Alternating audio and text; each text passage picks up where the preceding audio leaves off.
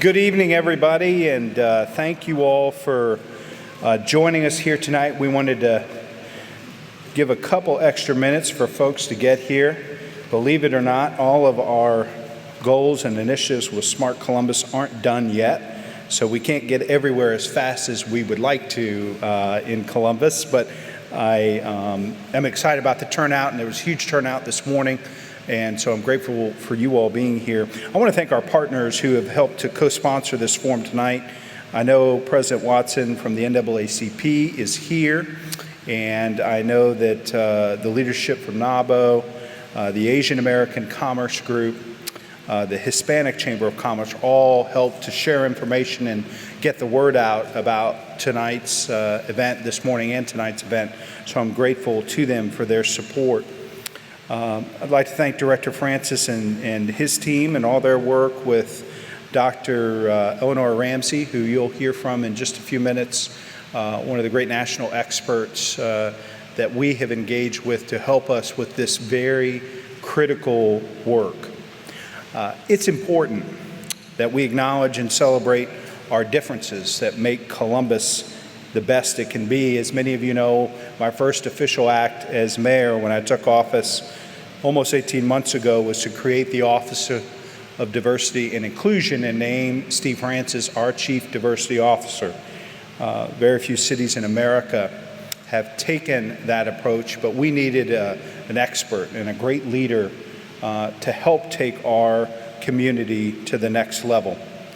Not long after, we held a certified minority and female-owned business roundtable at City Hall to hear the thoughts of diverse business owners who have done work for the city or those who had attempted to do work for the city but had not been successful, to hear what we could be doing better.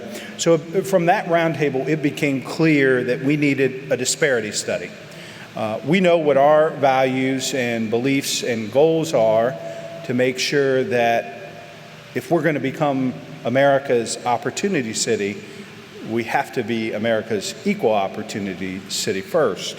But a disparity study is absolutely critical to give us the facts, the research, the evidence to put in place the policies and the programs in our approach to make sure that every family in every neighborhood and every business owner, small minority female-owned businesses and business owners are being successful in this city. So once we have the results of that study, we can look at our contracting processes to make sure they enable equal access and equal opportunity for success. By setting this example, we can also be a model for diversity and inclusion in the workplace for the city, the region, and the country. And under the direction of Director Francis, our disparity study is getting underway. As I mentioned, we've hired, based in Tillman, a company well-known and well-respected around the country for their work with cities and communities with disparity studies. And today, we are engaging with you, our community, to help you understand the process by which this study is being conducted and to share your thoughts. It was important for us to talk to the community about what this study was, but also what it wasn't, because there are some in the community that might not understand or have a different perspective on what this disparity study is going to do. So we wanted to make sure we shared good information, gathered feedback to make sure that our study is successful. So I am grateful for each and every one of you for being here tonight and engaging in this process. Our goal at the end of this is to make sure that we have a great game plan with the evidence, research, and support to make sure that we're successful when it's fully implemented. And I know that this community, with so many great resources and business minds, folks that have literally started in their kitchen, their basement, their garage, and have built great businesses, can give us some great input and insight as we get this work started. So at this point, I'd like to introduce our Chief Diversity Officer for the City of Columbus, Director Steve Francis.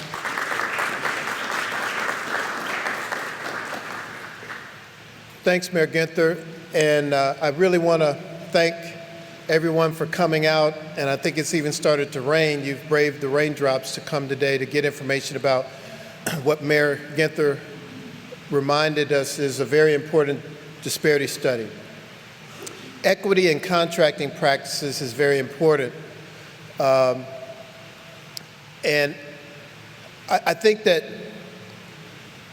to the mayor's point, we need to clearly understand the process and know what to generally expect from it so that we'll know how to proceed towards achieving goals that might come out of the disparity study. But know well that we will follow where the disparity study leads us. Whatever disparity, whether racial or gender-based, that it points out, our office will be charged with the responsibility of working with Dr. Ramsey to develop legislation that is geared towards eliminating that ethnic or gender disparity in contracting with the city. We feel that doing it the right way gives it the legal defensibility that we need to survive legal challenge. And we're very pleased to have Mason Tillman Associates on board as our consultant, because in over 130 some odd studies, none have been legally challenged. So we think we're off to a good start. We're getting the data that we need. But tonight is part of an anecdotal data gathering process, which is very important to combine with the empirical data part of the study. The courts want that anecdotal, narrative from businesses like you in this room as to how you've been treated, mistreated, in your attempt to get business opportunities with the city, so that we can factor that in to the remedies that we come up with. You have some responsibilities. Not only are you to help us gather that anecdotal data to go with the empirical data, but whoever is not certified in this room to be a minority or women-owned business with the City of Columbus needs to certify to do that. That adds to those willing category of companies. So the legal test is willing and able to do work with the city. The able part is where our office comes in. We have several new programs for support services, access to capital, management and technical assistance, and access to plant and equipment to help your businesses grow and scale up to be able to do the work at various levels of scale and scope. So we don't want for the business community to point the finger at us, and it's not me or you, it's us, saying that we couldn't find any businesses that were willing and able to do the work that were in that disparity group, so we'll do business as usual. That's not where we want to be at the end of this study. And so it's going to take cooperation from you, the business community, to work with our consultant and to work with the Office of Diversity and Inclusion to help in that willing and able equation that meets the legal muster of the court system after we do this study. I want to thank you all for coming. We have some city officials from various departments that do a lot of contracting. We have a representative from our purchasing department, and we have our own Tia Roseborough, who's going to go over some certification and compliance issues to prepare you for certifying to do business with the city. So with that, I'll turn it over to Dr. Eleanor Ramsey, who's going to go over an overview of the disparity study process. Dr. Ramsey.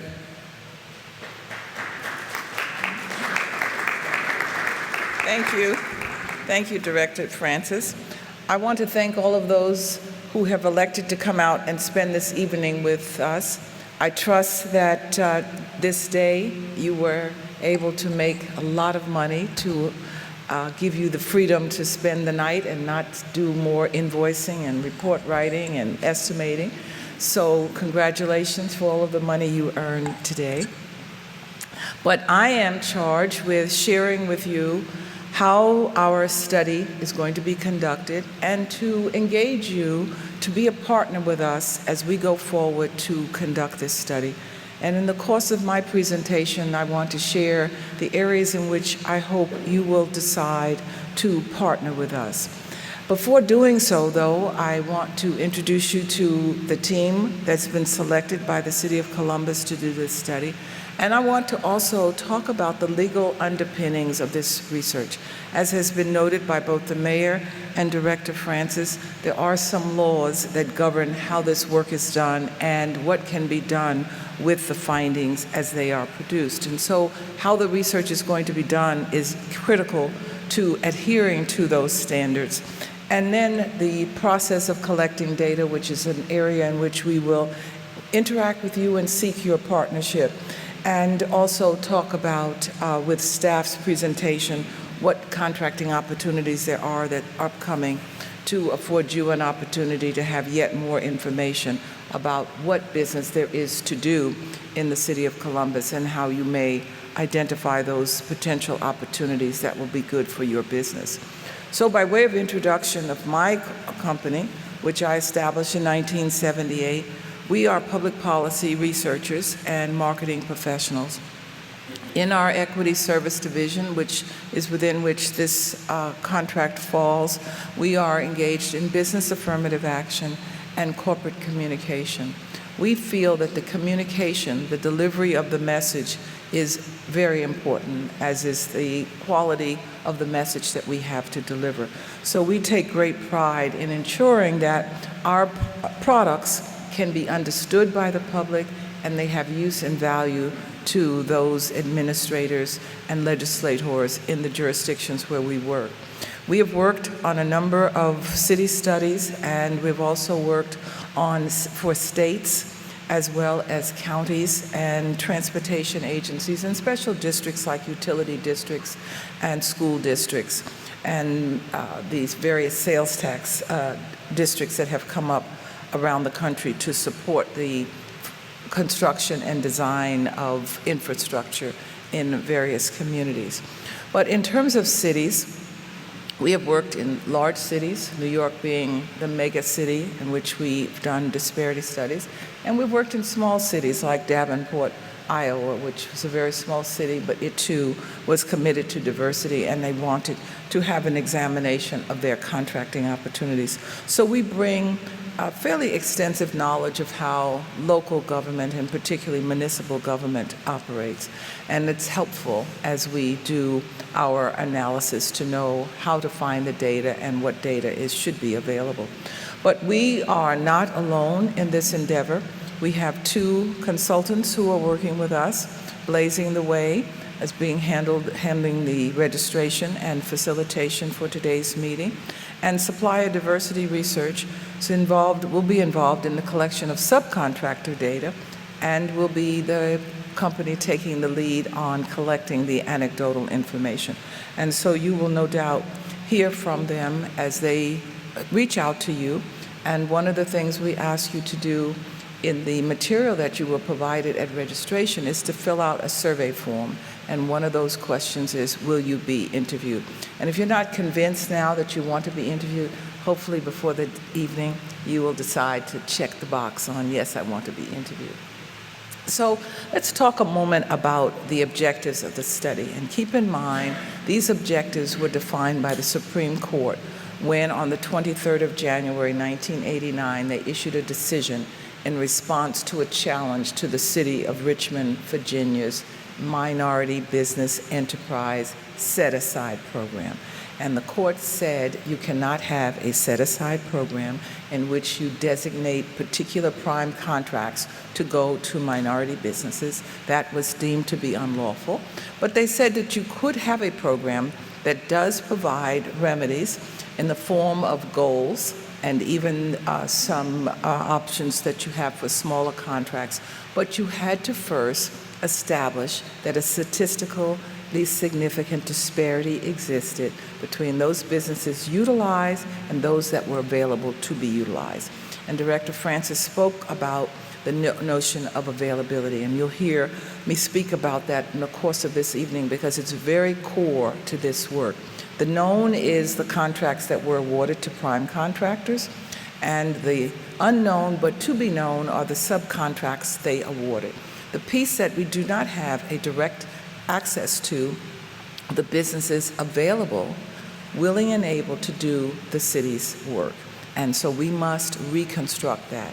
That too is part of the partnership that we want to establish with you, because you're in organizations and you have affiliations, and you can help us to identify those businesses that might be willing to do business. And I'll talk a bit more about the willingness data collection, but just want you to reflect on the fact that that is very important to this study. And also the court said, in addition to doing a statistical comparison between who's available and who's used by percentages, that you also must determine if there are other factors in the way business is being done that might account for any underutilization that is documented of available businesses. So we want to look into practices that may exist that can affect how you do business. Whether you have to rent the U-Haul to take your proposal to the city, or whether you can push a button and send it electronically, whether it takes days to find and fill out all of the paper that's required, does that have an adverse impact on your ability to secure contracts?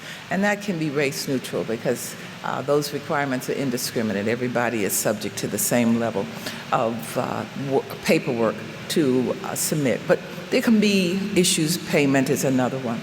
Also, the court wants to make sure that the local government has first determined if there are measures other than race that they can put in place that might change the relationship between the use and the available businesses. So we want to look at the effectiveness of race-neutral programs. And the city has operated a small business program which is race-neutral. The only condition is your size. And so we're going to look to see what the use pattern has been when race is not a factor, when it's simply size. And then we are obligated to prepare a report that meets the court standards in all of its formats. So those are requirements that dictate how we must do this research. There are also, when doing this research, some very significant challenges. One is that when the community is ethnically diverse, and since we are living in a community and at a time where the majority of businesses are small, and some businesses may be, as we speak, somewhere in this room sending an order to someone or requesting a price and have no brick and mortar for operating. They operate with their computer. There are very many businesses that are virtual. They need to be counted, as well as those that have brick and mortar and have a landlord that they have to deal with once a month and who says 3 days late and we're going to find you, penalize you. So there's an array of different types of businesses, all of which, if they're willing and if they can do the kind of work the city contracts for, they need to be counted. So we're going to look at all of those issues. And then the piece that's absolutely essential is that we study all the prime contracts. That's straightforward because the city has paid its prime contractors and it has that data.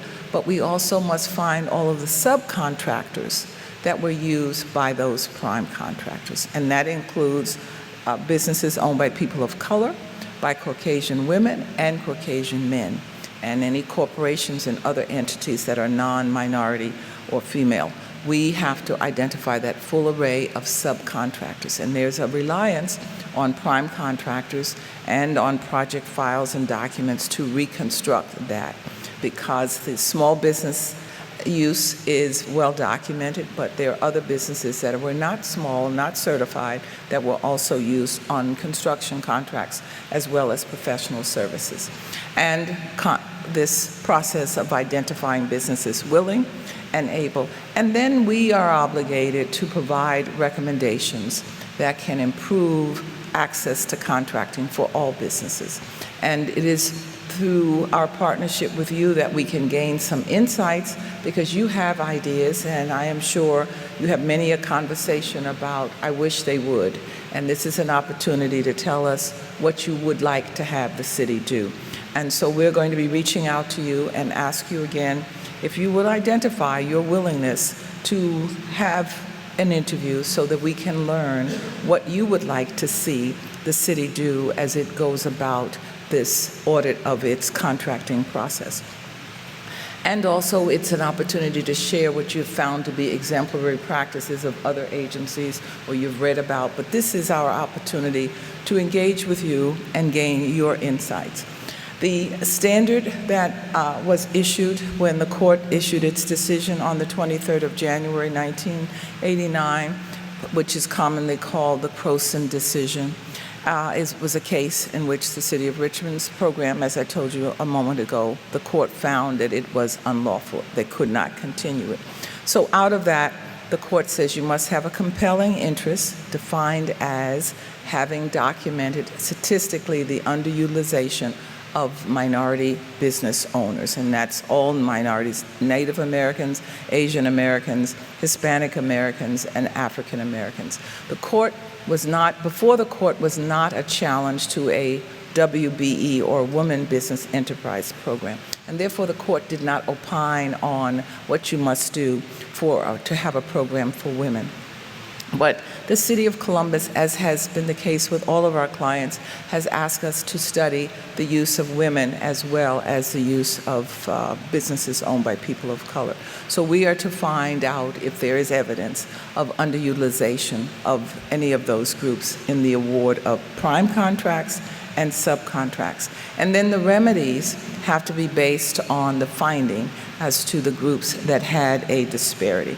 And the court said that if you do put race into your procurement process, where you have goals that set a percentage of the contract for a prime that must be awarded to minorities or women, that you must set a time limit. It must sunset. The theory is that the court was operating with that setting race-based goals will correct any market area discrimination, and therefore you must come back periodically and review, because you should see the things corrected themselves and that the contracts will be awarded at the same level that businesses are available. So there is a provision in the decision that says you must periodically review. So speaking then to the narrow tailoring, and it's very important that our findings will be by ethnic group. Each of the ethnic groups, Native Americans, Asian Americans, African Americans, Hispanic Americans, and by women. So there will be findings by all ethnic women as well as Caucasian women. So that's the way we will report out our findings.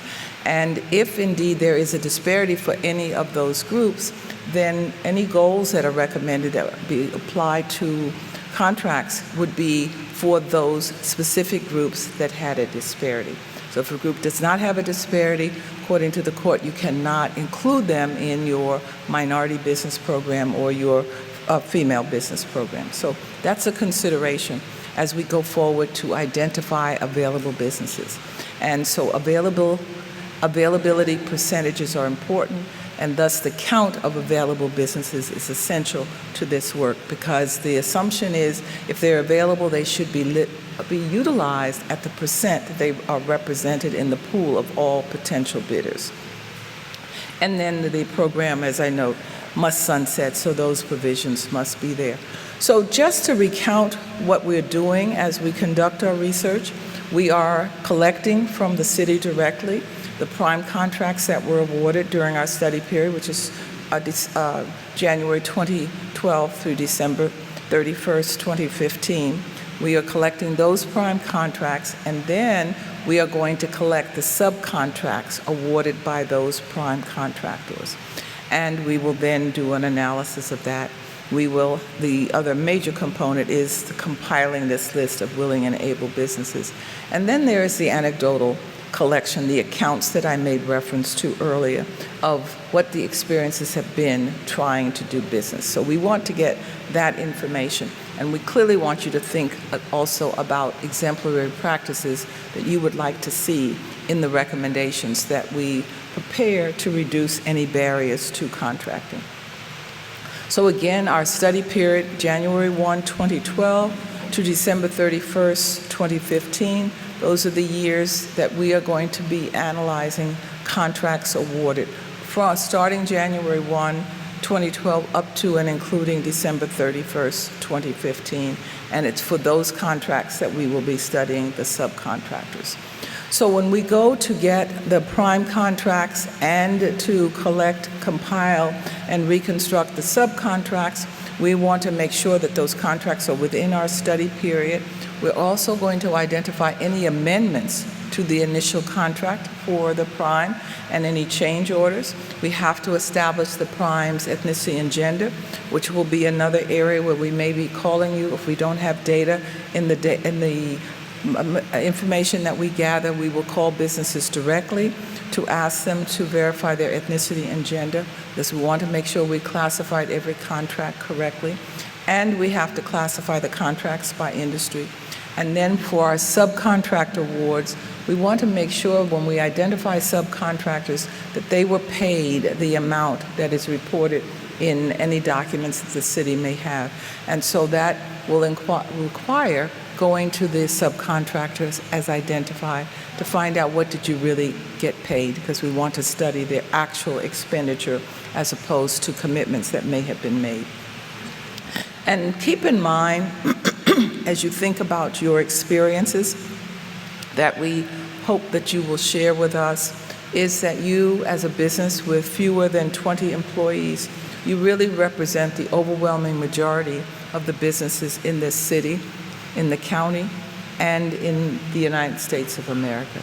The majority of businesses today have fewer than 20 employees. And so while you may often think of yourself as small, and small may be an appropriate way to describe your business, you are big in the sense that you are part of the majority of the businesses. And so I would ask you, as you think about what recommendations you would like to share with us, think about recommendations that will help you and yours, because that is the form of business that is most dominant in the marketplace, and it's the business that governments are trying to increase access and reach to those businesses and profitability when they are engaged to perform the contracts for a local government. So it's very important to use this as an opportunity to tell us what you think would make it better for your business, and not be concerned that your business may be small or it may be virtual. You may be you and the computer and the invoices in your bank account. That may be all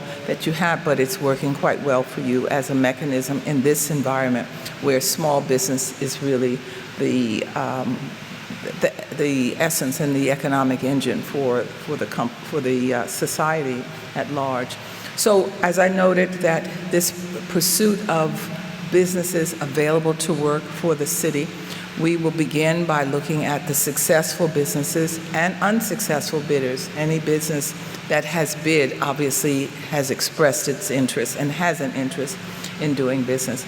And then we go from there to looking at certification lists, trade associations of businesses that may have members that are not certified or not been utilized, and any instances where we find a business that's not on a government list where they've attested to their interest in doing government contracting, we will contact those businesses to affirm their interest in doing business with the City of Columbus. So we're not going to count a business that is not willing to do city business.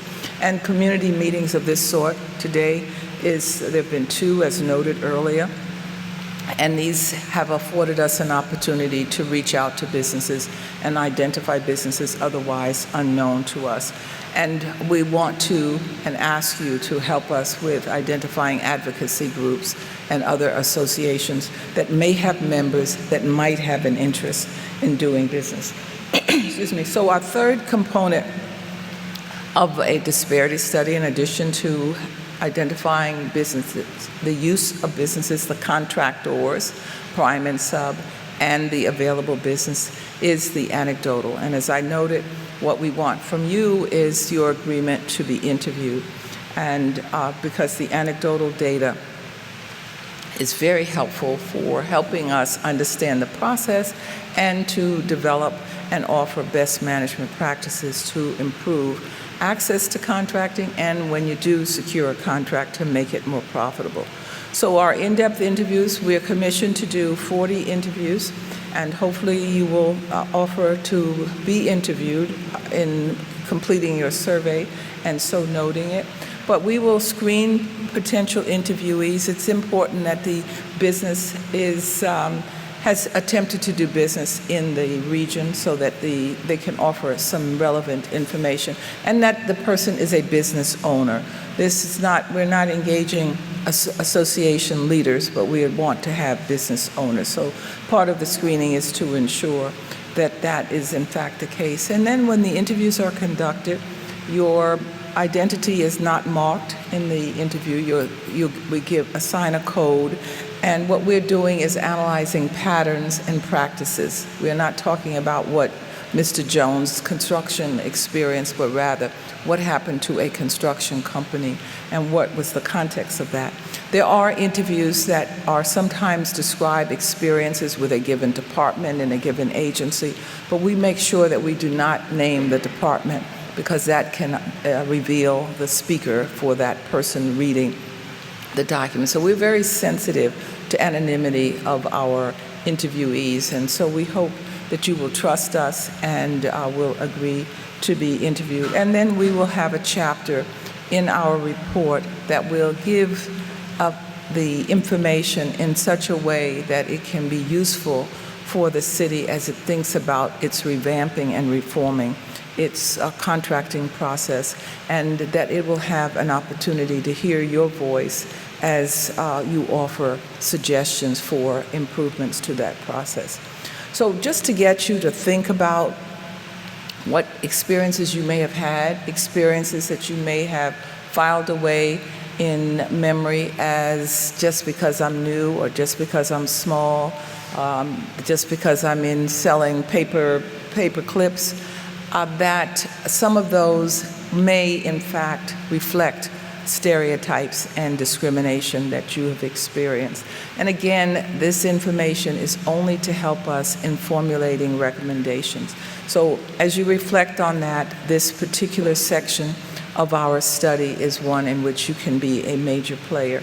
So we have found in our experiences around the country, because we have yet to do anecdotal interviews for the city of Columbus or in the city, so we don't know what this market is like, and we don't know, obviously, any experiences that you have had, but we certainly have now seen in enough places where there is clear evidence that racial stereotyping still occurs, and there's a perception that when you come into the room as an architect and sit with a group, that you may very well find that the person facilitating the meeting, when they go about the room to get business cards, may pass over you because they don't believe that there could be a Hispanic that is an architect, and therefore you must be representing someone other than to be the business owner yourself.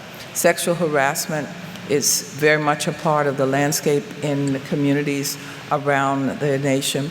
And then there are these networks that are exclusionary, where you can't join, and if you do join, you don't get access to the information that's readily available to those persons who are viewed as important parts of those networks. And then barriers to financing and credit, and you may be among the many minority or female-owned businesses that went into your local bank where you've been paying a mortgage for the last 20 years. Maybe even purchase a boat or some cars, or even a student loan, and you say that you just want a business loan, and the banker says, well, you go get established and you come back. I know you're a good customer, we like working with you over the years, but you've got to do a bit in the business before we're going to lend to you. So you're not good enough to get a business loan, but they're willing to take your money in areas where the risks are very low. So that is, in fact, kinds of things that people have experienced.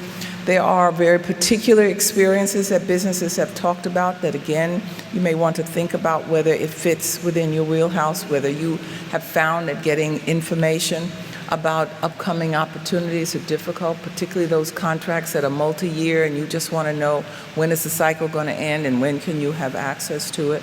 Or you might find that contracts that you could perform are bundled together in one big contract, and instead of advertising a contract for $20,000 or $50,000, it gets advertised for $500,000, and then it's a series of small contract task orders that get issued to the prime, task orders for work that you could readily have performed, but for the fact that they were bundled into one contract.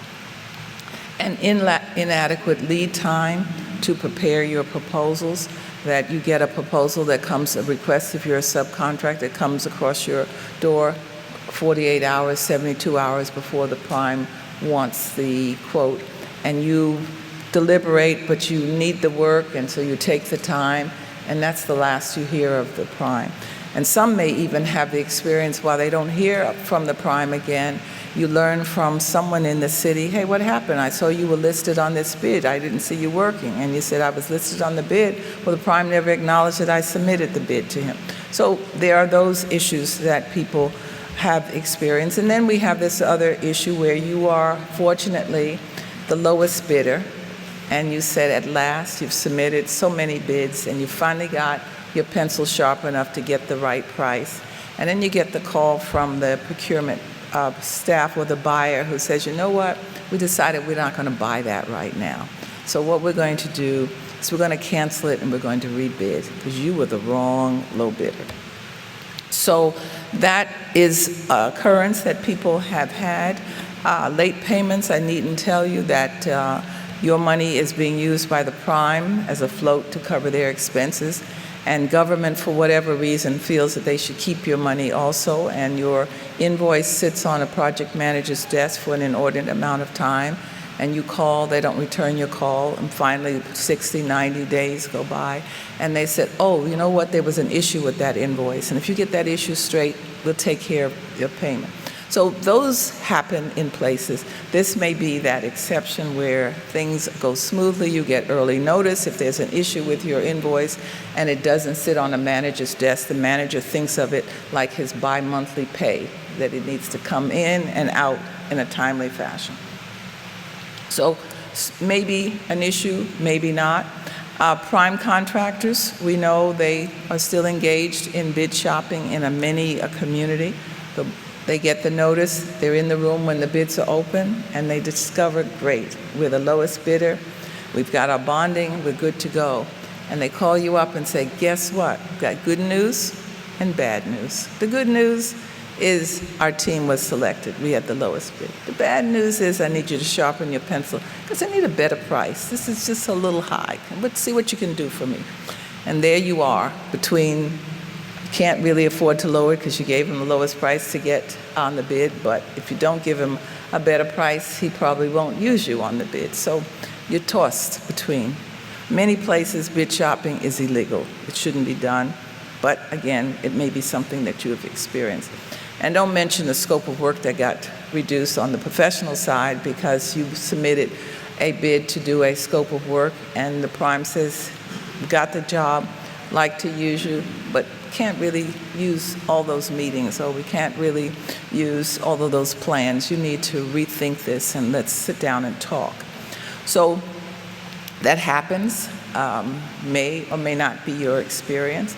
And late payment, again, prime contractors are notorious for not paying their subs and often not telling you that there's an issue with the invoice, so that you can straighten out the issue so that you can in turn get paid. But it only comes after much effort on your part to find out why haven't you paid me.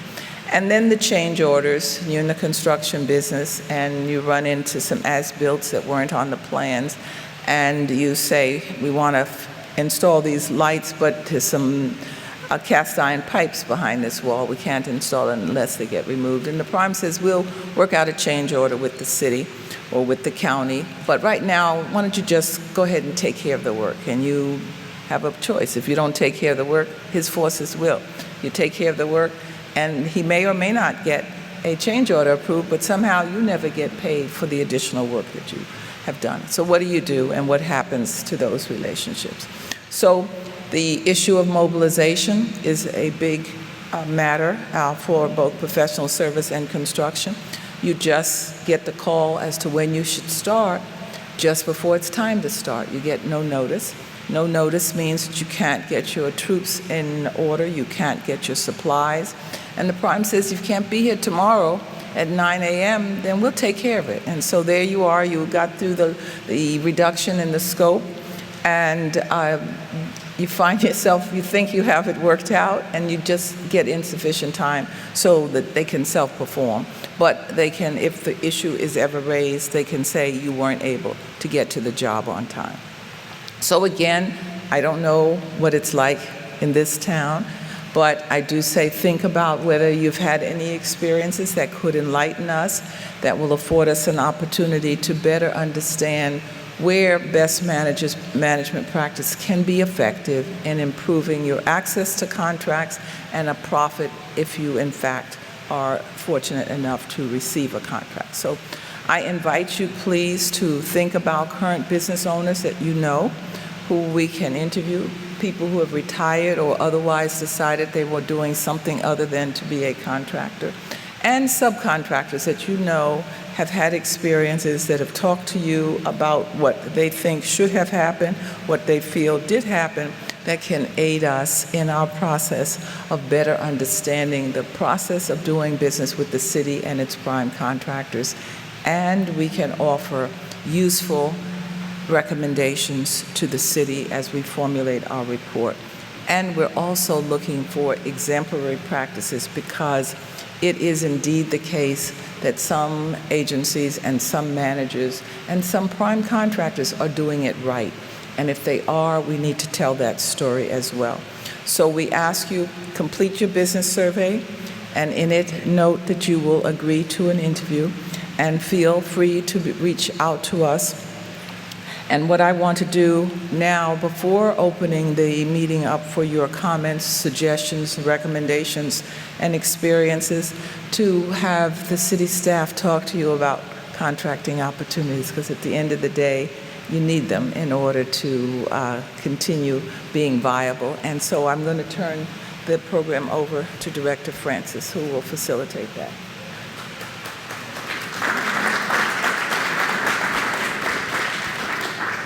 Thank you, Dr. Ramsey. And you can come on up to the front. We're going to, first I want to take a show of hands. How many of you were familiar with some of the scenarios and examples that Dr. Ramsey was talking about when she was talking about bid shopping, late payment, scope modification, reduction, all that? Those hands that are raised, you can be part of those hopeful anecdotal interviews. And so we are going to be trying to identify folks that are willing to take those interviews, and they will be obviously anonymous and scrubbed down so that we don't just expose anybody, but we need that anecdotal information. I'd like to bring up Sean Fouts from the City of Columbus Purchasing Division. He's going to give you an overview of some of the contracting opportunities available for the City of Columbus, and have a leave behind for you to find more information about that on your own. Sean? Thank you. Good evening. I'm Sean Fouts. I'm Procurement Manager. I'm head of the Purchasing Office. Those of you who do business with the city probably know that we're centralized in some areas and decentralized in others. My office does all of the goods and materials that come through the city.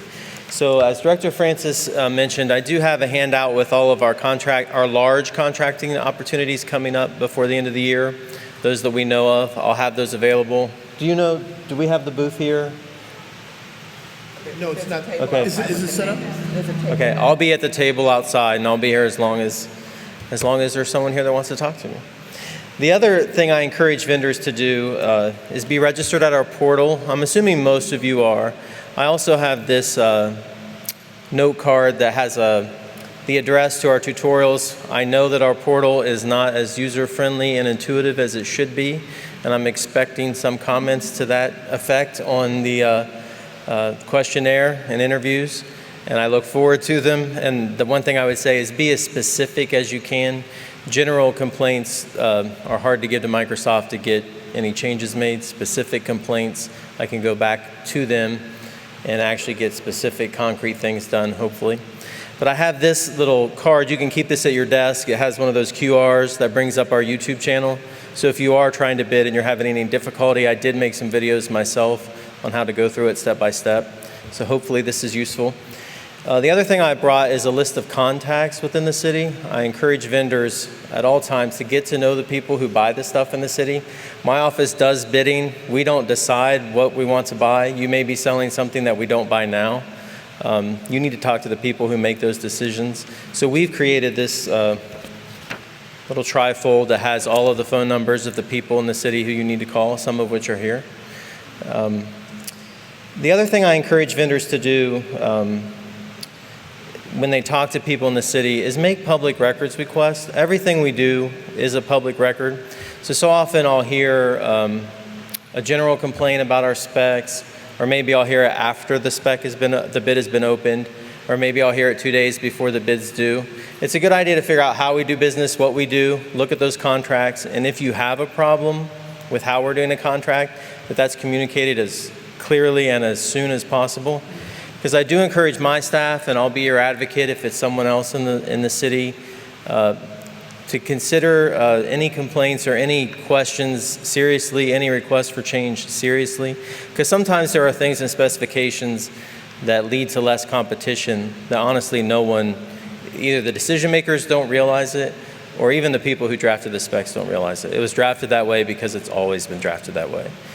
And sometimes it doesn't need to be that way. There's many times we've changed specs to allow for more competition, where the spec was not really that way on purpose. That's just the way it's always been.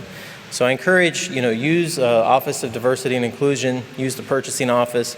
Don't be afraid to contact the people directly, to have those conversations so we can do better. Because oftentimes we just don't know. And I'll be here as long as you guys are. Thank you.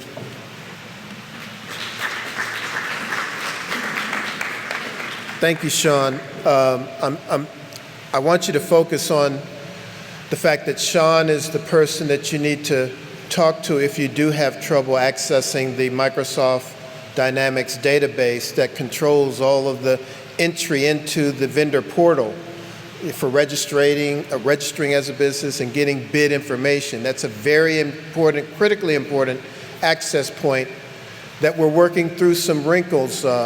We're ironing out some wrinkles and kinks. But in the meantime, until we get it perfect, Sean has his contact information. Of course, you can call our office, but we're just going to send you directly to Sean. So it would help you expedite getting the problem solved if you call the purchasing department directly. Next, we have Ann Aubrey from the Department of Public Utilities to talk about some opportunities in their department, some major projects that might be going on that she can explain to you. Ann? Good evening, Ann Aubrey. I'm with the Department of Public Utilities. Public Utilities provides water and sewer as well as power. Water and sewer we provide to most of Franklin County. So with that, we have treatment plants as well as our collection system. So that takes both engineering services as well as contracting services. We do a lot of professional services with engineering firms, with architects, and all the fields that go along with that. Outside, you'll find a listing of our proposals that we will be soliciting for the rest of 2017, as well as the first half of 2018. Also, we do construction. So we have buildings as well as, so with the buildings, we have things like window repair and roof repair. We build treatment plants, so large-scale construction projects. And also we have small to large projects in our collection system and water system. And again, we have those projects listed, all of the construction projects we're going to be putting out for the rest of 2017.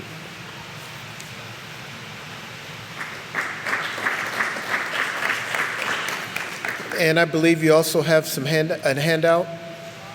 It's at the table as well, outside. Next, I'd like to bring up one of our other bigger contracting departments, Department of Public Service, and Kelly Skako is going to give you an overview of those opportunities. All right. Thank you, Director Francis. Yes, I'm Kelly Skako at the Department of Public Service. Public Service provides transportation services throughout the city, and we also do refuse collection. My handout in the back includes our upcoming engineering contracts, our requests for proposals. So we do, periodically throughout the year, we do requests for proposals and invite engineering services, design services, public involvement professionals, environmental professionals to come and propose on some of our design work. And then we also have our upcoming construction contracts. Our upcoming, this is just a draft list of what we know that's coming out as of, May 24th this year. But the construction contracts go into the spring and summer of 2018 as well. The construction contracts are about $91 million identified so far, so it's a pretty healthy construction budget right now. Our consultant projects, I will say that diversity is very important to the Department of Public Service. We look for our consulting teams to provide more than one prime consultant onto our contracts. We encourage teams to team up with other firms and very much include MBE and WBE firms. One thing to keep in mind is that we do keep to the percentages that are proposed in each of the contracts or any of the proposals there. And the director herself does check that stuff. So the firms are, scored against that when they propose against that to make sure that they have kept their promise as far as, if they say X firm is going to do 15% of the work, we make sure that they do 15% of the work.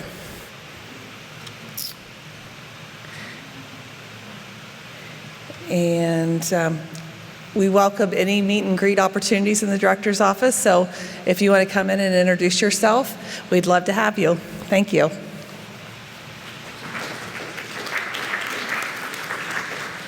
Thanks, Kelly.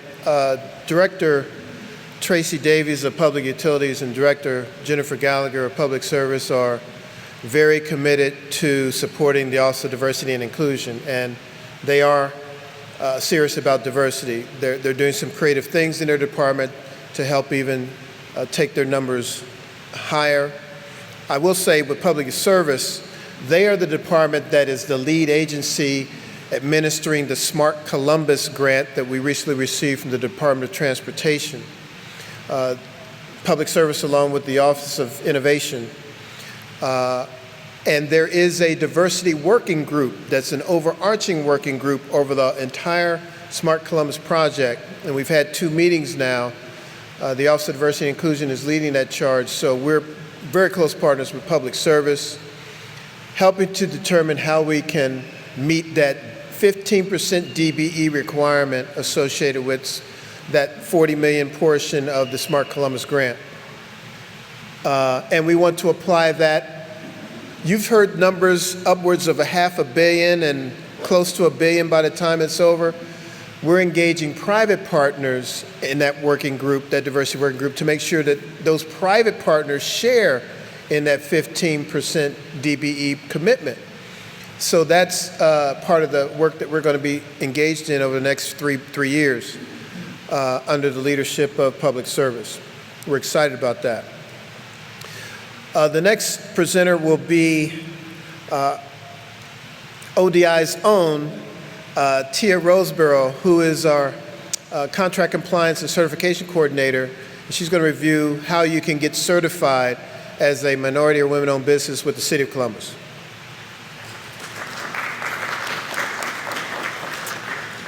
Good evening. How's everyone doing? My name is Tia Roseborough. I work in the Office of Diversity and Inclusion and wear 2 hats there, which many of you already know. I do contract compliance as well as minority certification. I'm going to kind of piggyback a little bit on Sean, talk a little bit about the vendor portal that is so important to get your business registered on that portal. And on the back end of that portal is where I come in. You're filling out an equal business opportunity questionnaire and dealing with, is your business an equal business opportunity? That has to be done. And it's in a strange place on that portal, so a lot of times in this procedure it gets left off. And when you go to try to do business with the city, we find out that half of the process has been done and half of it isn't. And we're trying to get this questionnaire done. So I'm just wanting you to be aware of it. It is a part 2 of getting registered on that portal. That's very important to get you contract compliant to do work with the city. So that's one of the hats that I wear. The second thing that I do is I do the minority certification for the city of Columbus. I've been doing it. I was trying to figure out since we've had it, I think since 2001. And I've actually, I was trying not to have to do this speech, but then I was like, how can I not? Because I've been doing this for so long. But the certification is giving me the opportunity to really meet each and every one of you as minority businesses, and it's been really an honor. And I've learned the importance of this certification, that, you know, it's really important that you're eligible for this program. It's free. You know, you should be certified, and especially when it comes to things like this disparity study. It's the first time I'm going to be able to get to see this done, and I'm kind of excited to see, you know, what is this all about. As far as minority certification, I want to kind of, we also have some changes that happen with minority certification in dealing with the criteria at the end of 2016, where the definitions kind of shifted. We have an MBE category and a WBE category that are our two main centrally located categories now. The MBE category is including the African American, the Asian, Hispanic, and those all will go under the MBE category. And then we have now what used to be called the female business enterprise is now called the women business enterprise, and all the women will be changed to that designation. So that's one of the things. As far as the minority certification requirements, nothing's changed. The 51% ownership and control has to be there, centrally located within the MSA area, Franklin County and the 6 counties surrounding it: Franklin, Delaware, Fairfield, Fayette, Licking, Madison, Pickaway, and Union. You can be certified under this MBE and WBE designation. As far as the minority certification process, it's the same, nothing's changed. Filling out the application, getting it notarized, submitting it with the required documentation that's listed on the application pages 6 and 7. It's things that you would have being in business, turning it into our office. An on-site's going to happen, and then we're going to get this process as fast as we can. And another one of the main things that changed was the certification now has gone from 2 years to 3 years. So I won't be bugging you as much. So I see many familiar faces. I know a lot of the businesses here. I see a few I don't. So I'm not hard to find. So come and see me and let's get certified. Thank you.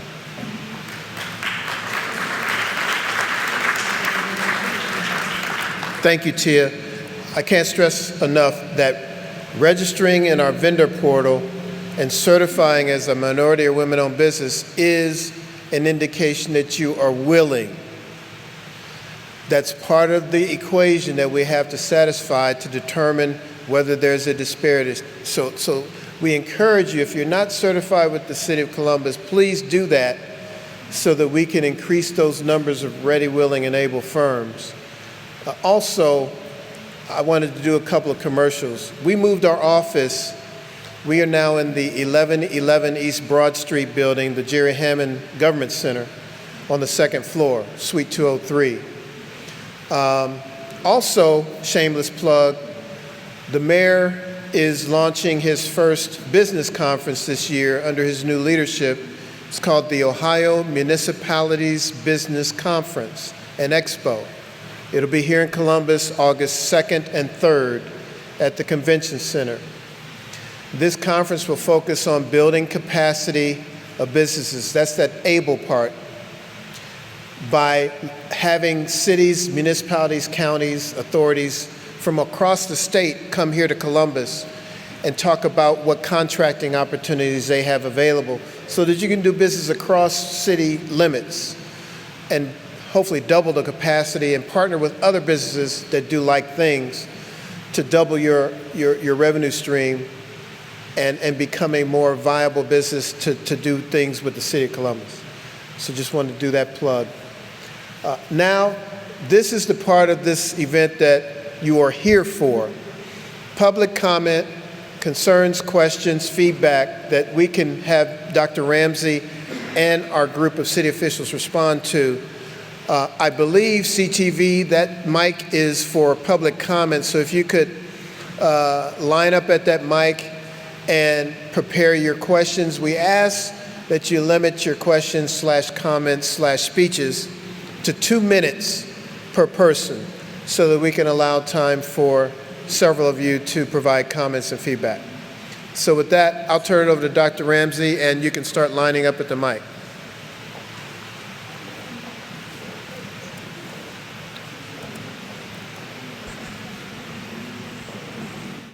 So please state your name, your business, and your organizational affiliation. And we'll have a hook that we will extend around your waist at 1.59 minutes. My name is Antonio Sears. My business is C Columbus. Is the mic on? I don't see a button to turn it on. It's on. Get closer. My name is Antonio Sears. My business is C Columbus. It's a family tourist and entertainment company for the greater Columbus downtown area. We're looking to do the pedal boating contract, go-karting, and some educational tours through the downtown Columbus. Some of my concerns is I've been doing this boating, going back and forth with the city on this proposal since 2015. So it's been about 2.5 years. I was given a phone call from Parks and Rec to use my business summary out of my business plan in building a RFP for the boating concession, in which I just completed the RFP and turned it in on the 15th here last week. And I'm just, when I'm hearing about the disparity things that's going on, worried about being a minority in the contract selection for this boating concession. Also, I'm thinking and trying to get it all out. When you're, some things that I noticed that you didn't mention was the handicap and the military, as far as when you're talking about inclusion and disparity. My occupational change, I do commercial contract through A&M Commercial. I'm the owner of A&M Commercial Construction. Been owning that since '96. I had a change in, I had a heart condition. I just had a heart transplant in February 8th this year. So, you know, there, that's why I'm mentioning that you didn't include those things. And I also want to say that I was given a short span to respond to the proposal. It went out on a Monday. It didn't come out until Tuesday, actually. And it was to be turned in the next Monday, the following Monday. So there was a, time issue there. And given the nature of that opportunity, paddle boat, do you have some recommendations that you would offer for how contracts of that nature should be evaluated? I would say how it would be evaluated. Of course, they had experience they were looking for, and which I do have. I did boating on the Chesapeake Bay. I'm from Maryland. I worked as a deckhand on boats. I also done some boating here local, pedal boating and all that. So that's my answer to that. Okay, thank you very much. Please state your name, your business. My name is Clarissa Hilton, and I'm with the Startage Drapery Workroom. I'm certified FBE, DBE, and EDGE, and I have bid at least 3 times on jobs with the city, and they've been given to companies that are million-dollar companies. I am one person. That's the only one employee that I have. I do everything. These companies that are making, $1 to $5 million a year, they've got 45 people working for them. They can naturally bid lower. So my question is, what shot do I even have? And what good do these certifications do me if I can't go that low? Do you, given the size of your business and the contracts on which you have submitted bids, do you have some suggestions as to what the city might do that would make those contracts within reach of your business? Yes, I think they should check out the business that the company that they've been doing business with for years. They've always had the contract with the city. They should check those businesses out and see just exactly what their income is and offer the contract to other companies. I mean, it was automatically given to the same company this year that it was given to 2 years ago. All right. Okay, and those would be the kinds of questions that we would want to, and issues we'd want to discuss with you, and particularly your recommendations for how contracts can be bought within reach of companies that are smaller, so that you're not competing with very large companies. So hopefully you will agree to be interviewed so we can share your experience and gain some insights. I would like that. Thank you. Thank you very much. Thank you for your comments. Hi, I'm Pearling Owens of the Grant Writer LLC. Our motto is, let us find the money to fund your business. If I may suggest something that the young lady on her topic there, Columbus City Schools has a program where the primary contractor that's chosen must give 15% of every contract to the smaller businesses. That way, you never hear that issue of not enough experience. They bring you in so you do get the experience, so the next time you can be the primary. So that might be a good suggestion. Now, my issue is I'd like to see more support when it comes to actually bidding on the contracts. Basically, what happens is you get that announcement, it comes in, you get your open date, and that's it. There's no suggestions on how to market to the different offices, how to prepare that proposal or that bid. I would like to see more support. Okay?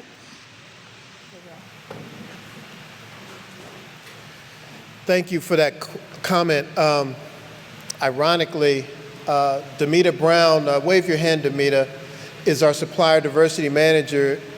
She and I were just speaking about initiatives that our office can develop in partnership with city departments to help demystify the RFP bid process. So we're thinking of something like lunch and learns that are rotated monthly by different departments to review the nuances of their particular bid process and offer other support from our department from a management and technical assistance standpoint that we're looking to get ingrained in our budget annually to help businesses ongoing to meet those short deadlines that Antonio was talking about.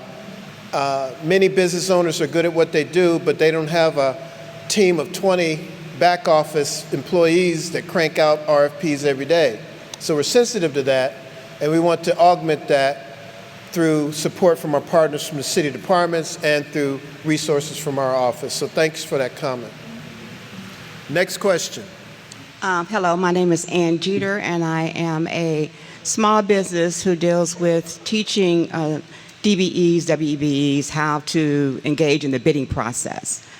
My question is, in 1993, the city did a disparity study.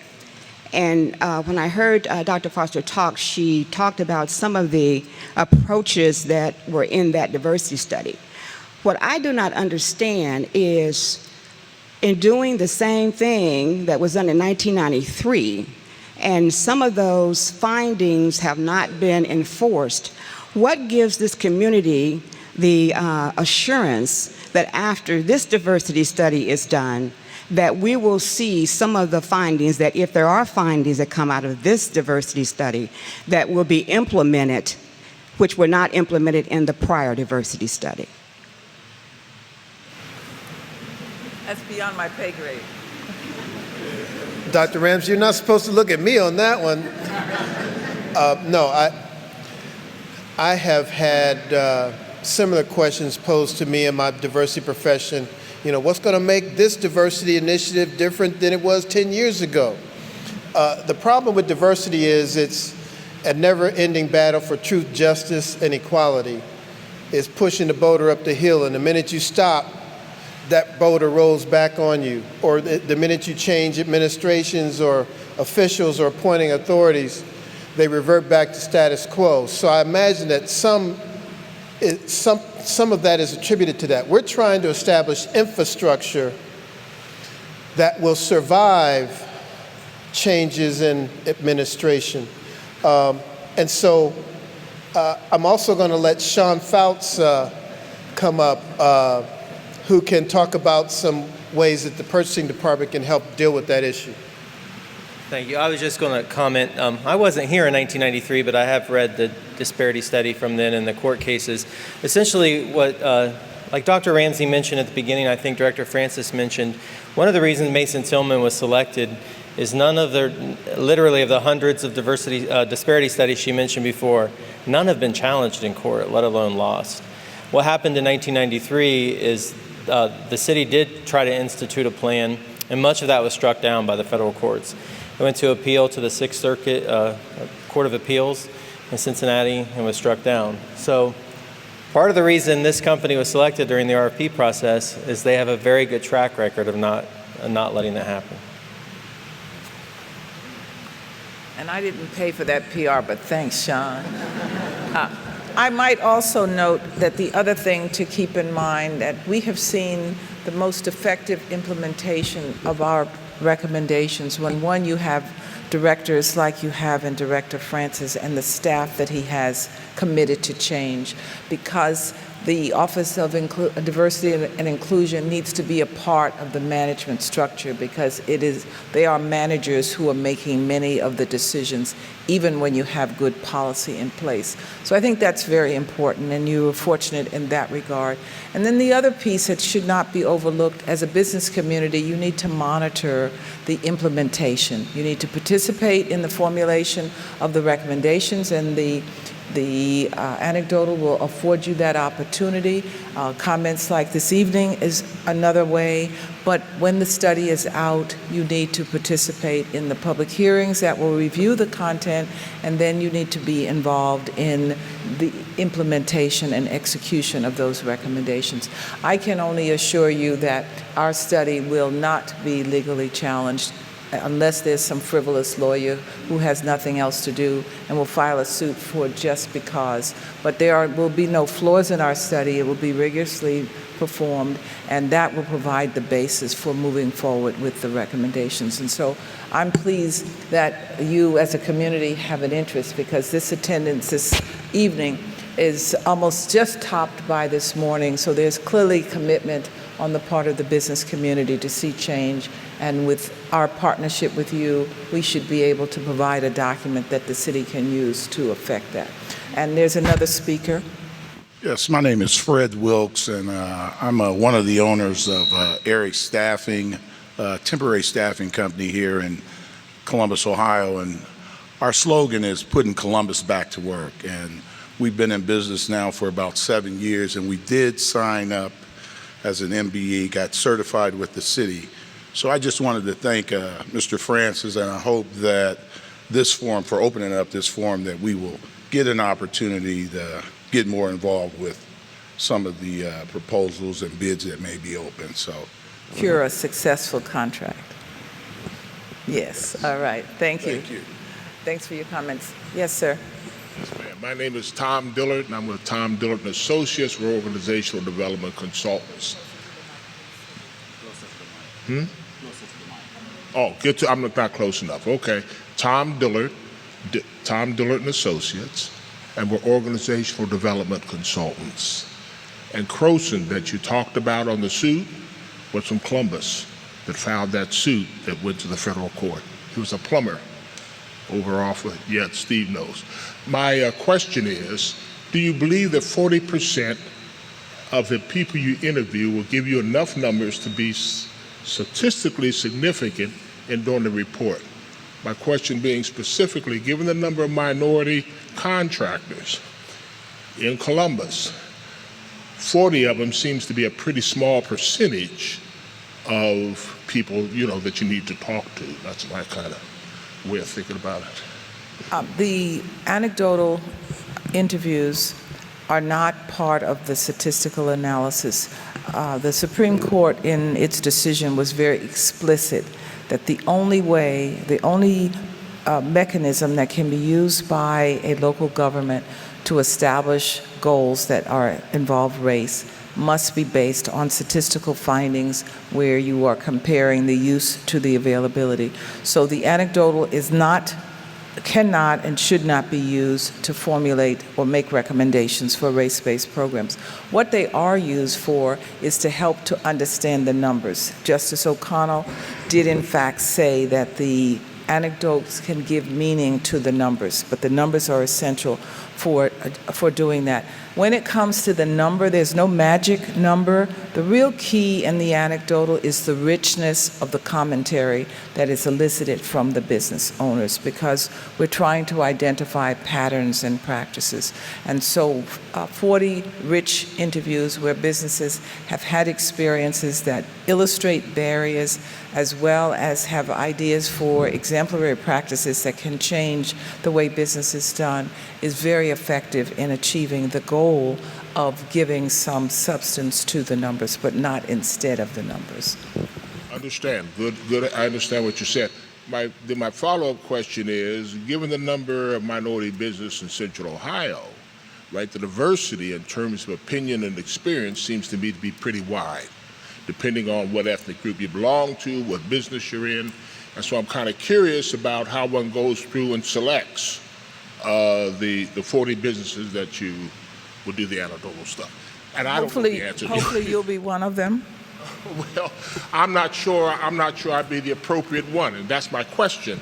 Is just, I don't know who would be appropriate and who's not appropriate for the interview. So that's for the consultant to figure out. The most appropriate is that the business has done, the interviewee is a business owner, and that they have attempted to do business within the marketplace and have experiences that can illuminate the process and offer us some best management practices.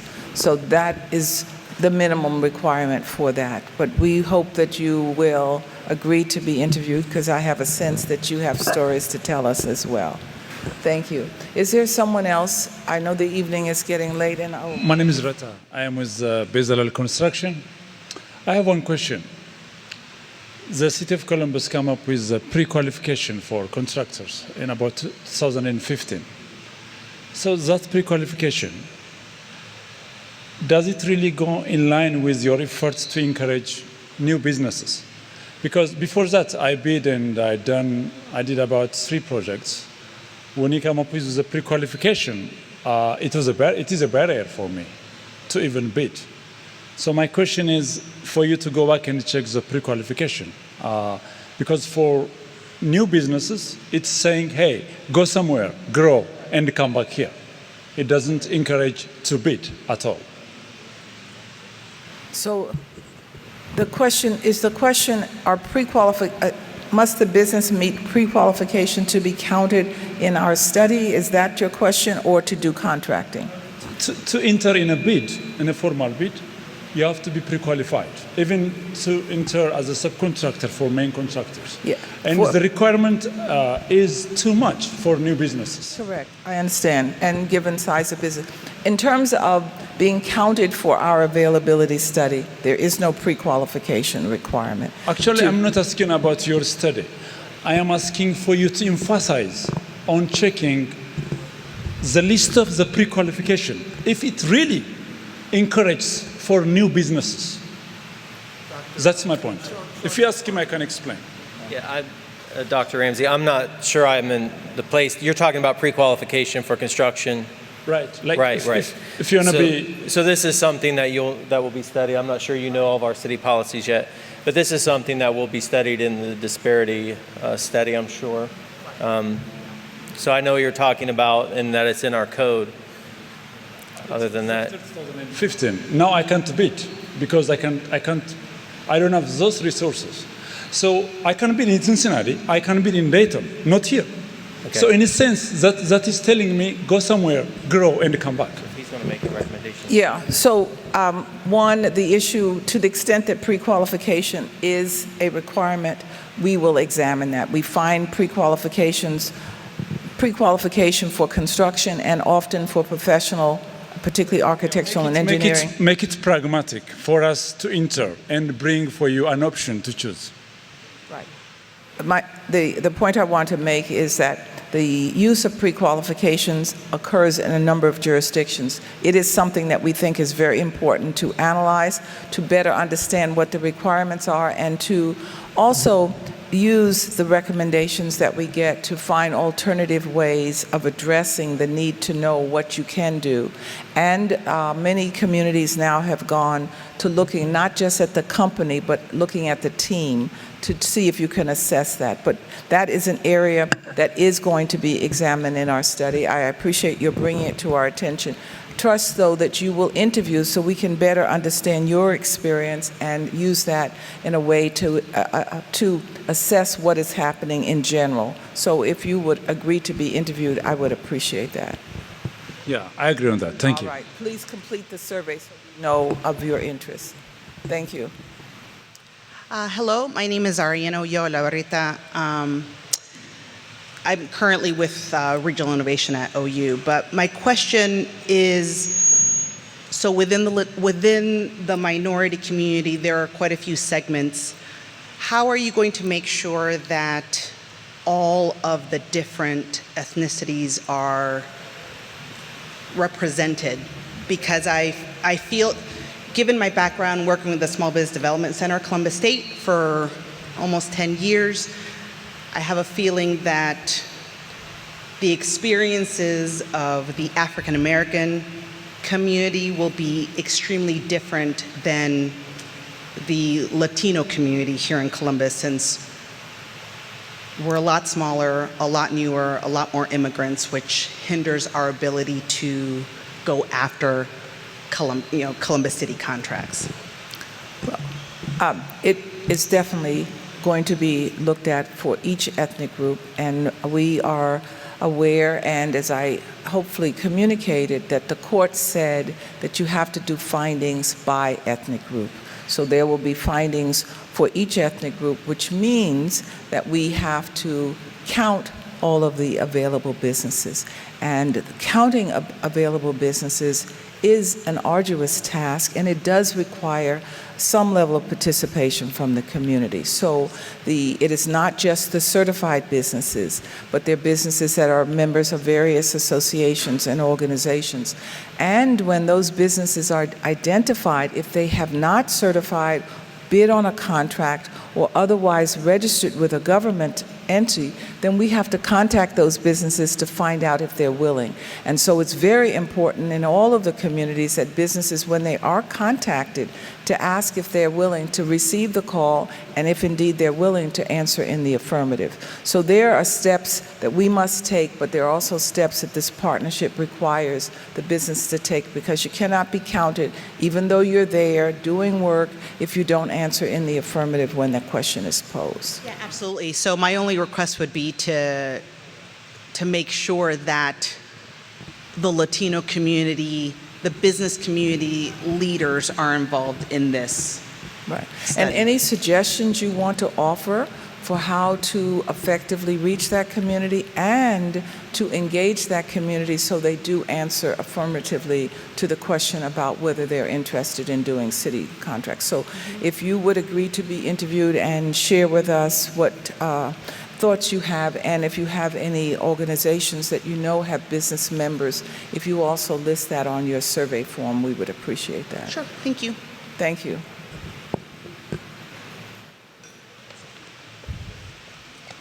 Hi, my name is Lawrence Alls, and I'm a business owner and a known advocate. I wear many hats. But the young lady actually brought up the elephant in the room when it comes to the word diversity. So I want to approach it a little differently and pose this question.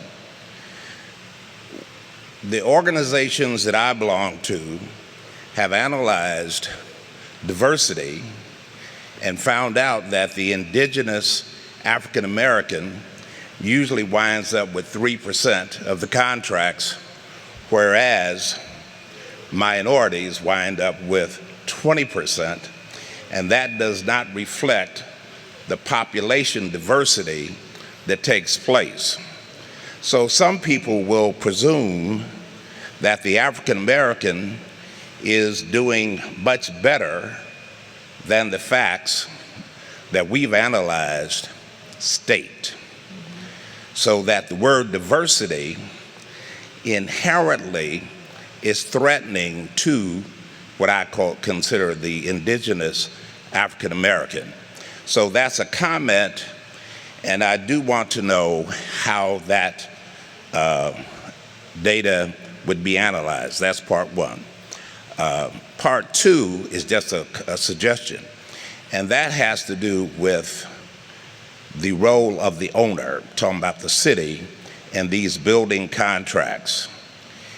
You have the professional services that often spec things that put opportunities for goods and services outside of the reach of the smaller business and contractors. So I would hope that the professional community is involved in making sure that in its work, it creates opportunities. Thank you.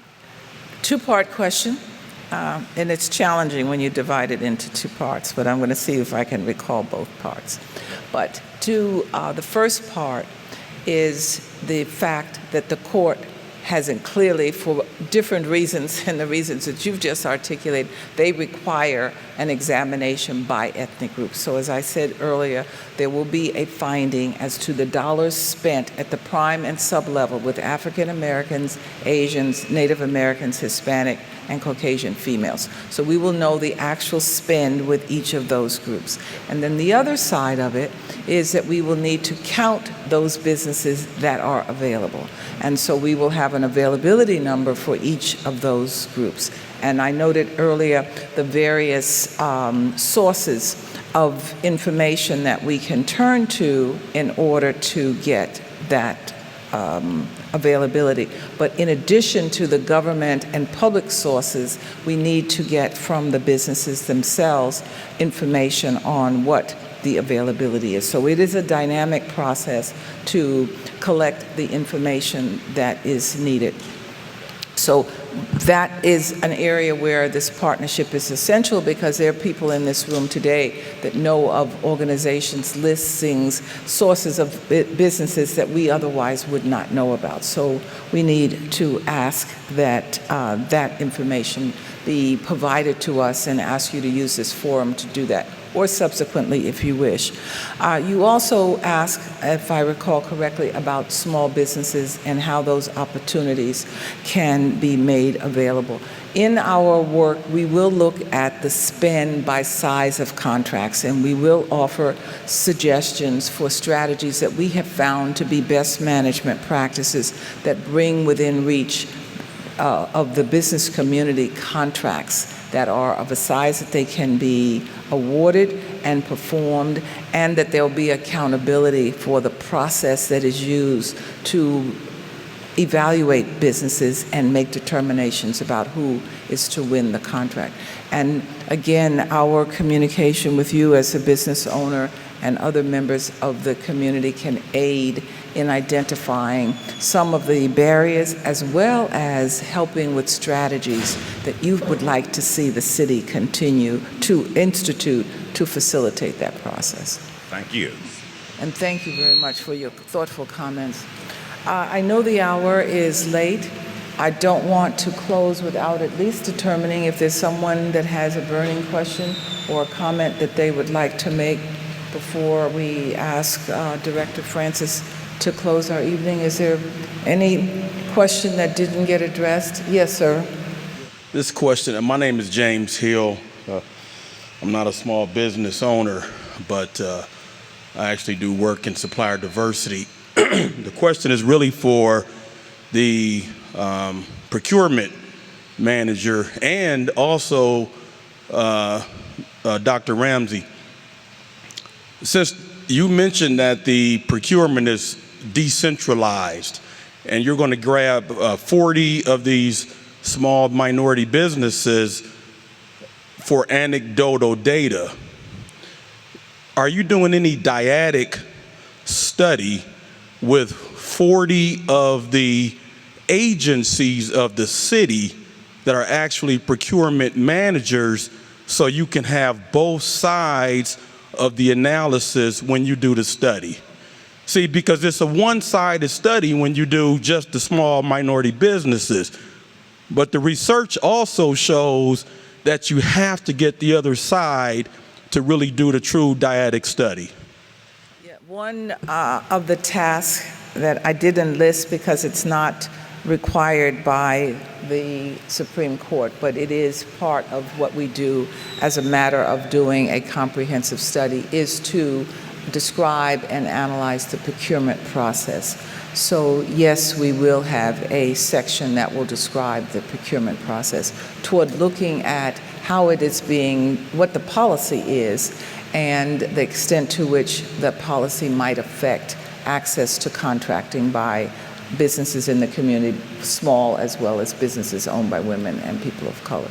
So that is a component of the study. And I appreciate your raising that. And a decentralized system is a more difficult one to analyze than one that is centralized, but nevertheless, that is an obligation that we have. We have one more speaker, and then I think in the interest of time, we need to close. Sir, if you want, I know we need to respect people's time, but if you come to the queue, then we can take your question and then we'll close. Is what is going to be your time span for interviewing the 40? Study, and we're 1 month into it. I didn't hear you first. We're a 12-month study, and we're 1 month into the process. Oh, I'm sorry, for the study or for the interviews? Interviews. I'm sorry, I apologize. For the interviews, it's probably another 30 to 45 days before we are going to be in a position to reach out to those of you who have agreed to interview. I might note, though, we will thank you all so you know that you're in the queue, and we will be back to you and give you a time frame at that time. Okay. Okay, thank you. So last question, I know that you must go because you've got a check, and since you can make deposits at your desk, you don't have to go to the bank. I want you to open your mail and get the deposit in before morning. Yes, sir. Hi, my name is Kevin Williams. I was part of the last disparity study here in Columbus. A couple of questions, real quick ones. One, is 40, when you question 40 companies in Columbus, is that sufficient to get the information necessary in the area of disparity? And the other question is anything being done about $20,000 and under no bid contracts that minority companies and female companies don't seem to get? You said, will we analyze them? Has anybody questioned it or done any analysis on it, or has a percentage of the total? Well, we haven't gotten the contract data yet, but we will certainly look at small contracts, and we particularly will look at contracts that can be awarded without public advertisement. We think those are very rich opportunities for small businesses and for minority businesses. But I don't know what the threshold is, but we will look at what we call informal, where advertising is not required. And yeah, Mr. Williams, we are working with the procurement department to look at, actually they're proposing to revise Title 329, and they've sought our input along with other departments. One of the things that they are looking at doing is raising that dollar ceiling for those, what they call director contracts, which are currently under $20,000. So I don't know what the ceiling will be after they raise it, but we asked for $100,000. I don't know where it will land. But as you can imagine, avoiding the strict bidding process for under $100,000 gives us a lot of low-hanging fruit. Dr. Ramsey talked this morning about the fact that, on average, most city contract amounts are $50,000 and below. You get those mega million-dollar contracts, but those are, sort of a small number compared to the 50,000 less contracts that most cities issue on a regular basis.